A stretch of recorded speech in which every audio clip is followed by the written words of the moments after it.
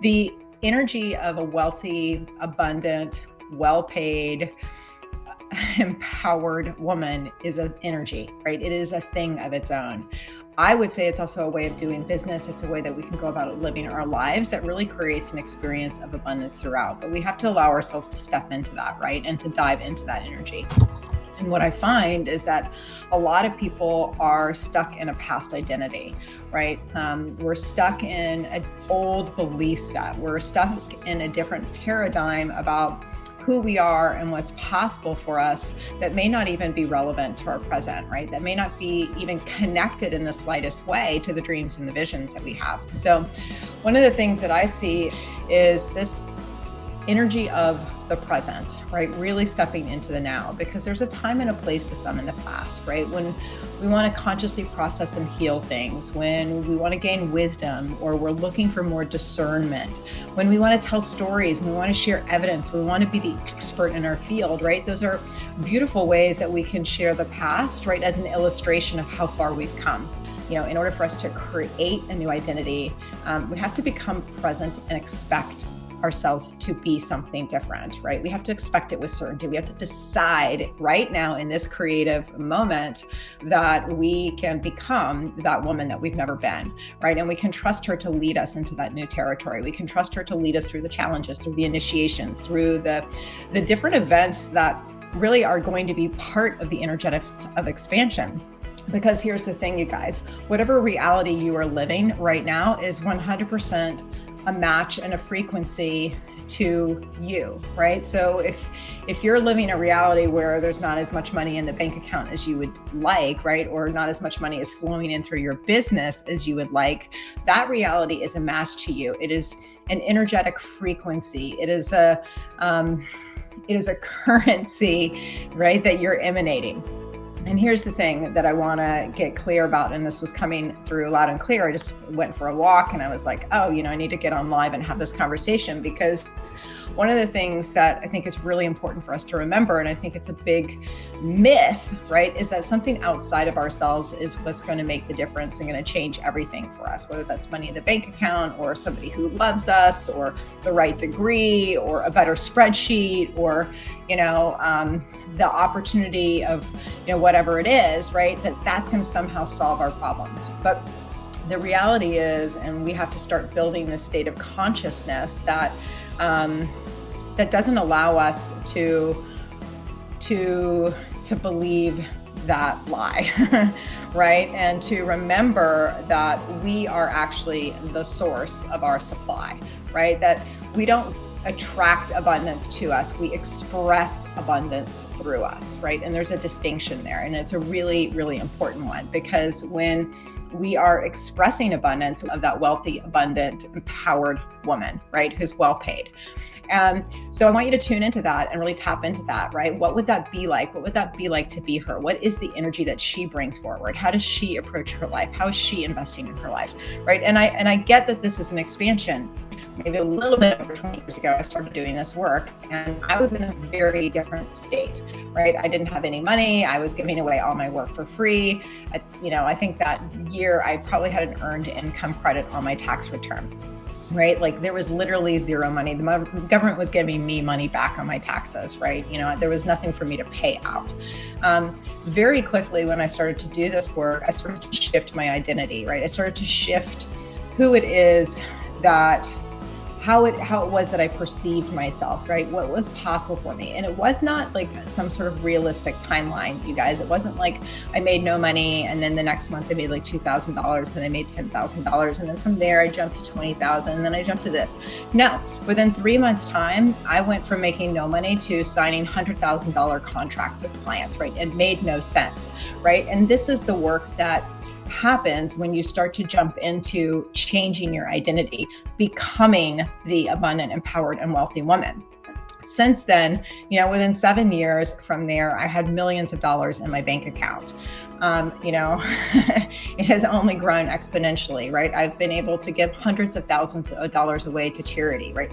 My lifestyle and the amount that, my life costs on a monthly basis is like staggeringly, different than where I was those 20 years ago when I started doing that work. And yes, some of that was incremental, and there were different challenges. There were different things that happened as I progressed on my own path. And I want to tell you that because part of this expansion and part of the energetics of becoming this wealthy, abundant, empowered, and well-paid woman is allowing yourself to expand, right? Allowing yourself to step into meeting those challenges, because some of you are holding this idea that, well, I just want to make $10,000 this month, right? And while that's an exciting goal, there's more to it, right? You actually have to become the woman who can hold that money, right? You have to be the woman who's gone through all the experiences that allow you to have created space for that, to believe that's possible for you, to have suspended doubt, right? To have been through the different initiations, the different challenges and the trials, so that that money becomes something that's consistent and just grows from there, right? And, knowing that in that work that you're doing on a consistent basis, as you're shifting your identity, as you're shifting who you believe you are and what is possible for you, right? Not anchoring back into the past reality, then what's happening is you're creating an even more expansive container. So asking yourself, are you anchoring into the past? Right? Do you clearly see the freshness and the availability of everything that is here right now in this present moment possible for you? Or are you still stuck on those those beliefs from back in the day? And some of you went through the Money Breakthrough Challenge with me. We did some of that past money story work, right? Because I really want you to clue in to be hyper aware of the moments when you take yourself back into that identity.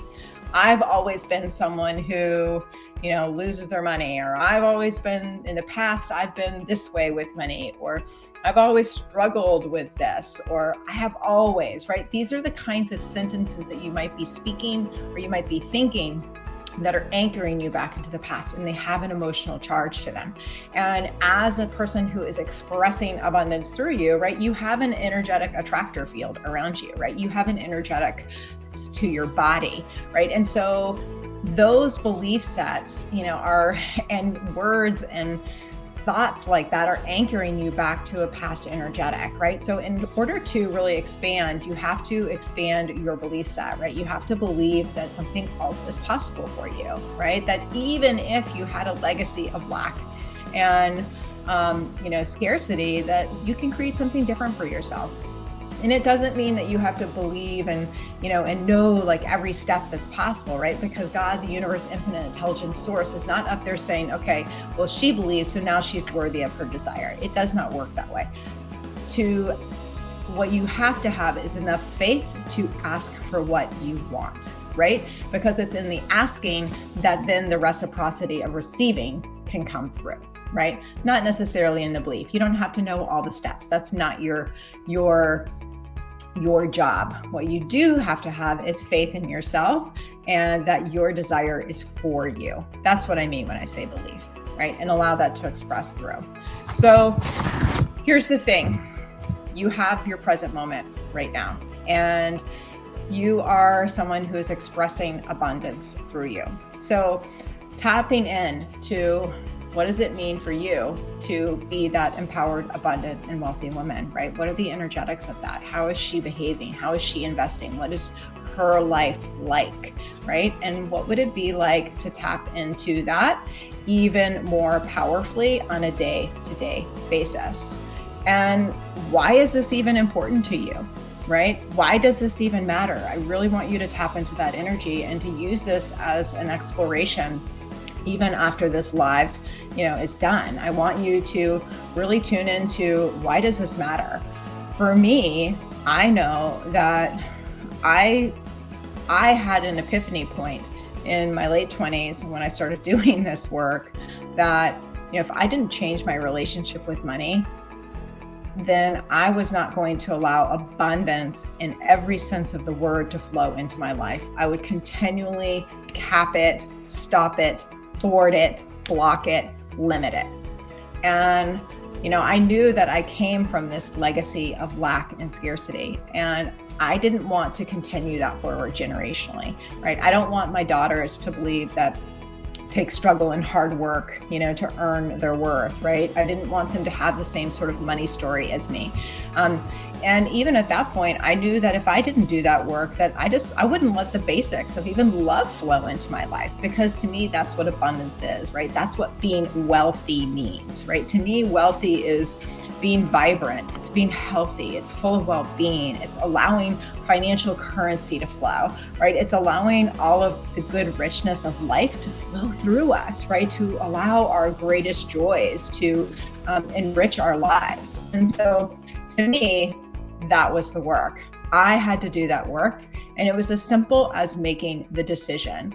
Your power, again, is in the present moment. I connected into that. It's just like if you've ever had a relationship or something that's like bothering you with a person in your life, and you've just said, nope, I'm not going to do that anymore. I'm not going to engage with that. I've had enough, right? And so you make a decision point. That's essentially what I did. I made a decision that I was going to transform this area of my life, and it was going to be different. And very quickly it was. And again, those timelines didn't make sense, right? And some of the leaps and the bounds and the things that have happened in my life still don't make sense in terms of timelines, because we're not always connected on this linear path, right? And when we step into the embodiment piece, when we start to really become what it is that we desire, that's when we jump timelines. That's when we connect into the quantum. That's when things become possible that did not seem possible 2 days before. So I want to invite you into that. I want to invite you into really becoming aware of how and when you summon a past identity versus when you are grounding yourself in the energetics of your expansion.